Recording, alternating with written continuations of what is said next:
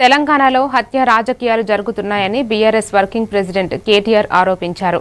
నాగర్ కర్నూలు జిల్లా కొమ్మెర మల్లన్న జాతరలో 2 నెలల చిన్నారి ప్రాణాలు తీయడంపై ఆయన తీవ్ర ఆగ్రహం వ్యక్తం చేశారు.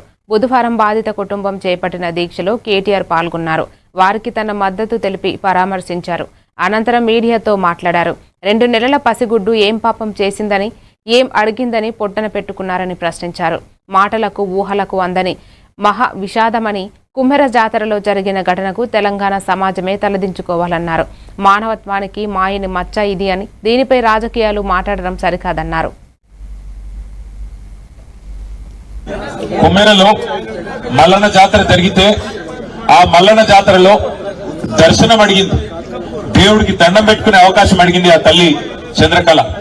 అడిగితే దేవుడి దర్శనం అడిగిన పాపానికి, దేవుడికి సేవ చేసుకునే, దేవుడిని దర్శించుకునే అవకాశం ఏమని అడిగితే ఇవాళ జరిగిన దాడి మానవత్వానికి మచ్చ.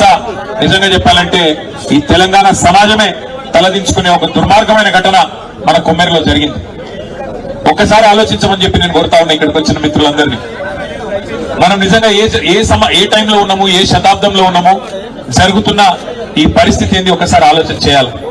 ఇంకా ఈ టైంలో 21వ శతాబ్దంలో కులాలు మతాల పేరిట చిన్నగా చూడడం, అవమానించడం, ఇవాళ ఇంకా కూడా అధికారాన్ని అండగా పెట్టుకుని హత్య రాజకీయాల్ని, హత్య చేసిన హంతకులని కాపాడే ప్రయత్నం జరగడం నిజంగా సిగ్గుచేటు. ఇందులో నేను ఈ ఒక్కరినో ఆ ఒక్కరినో నిందిస్తలేను.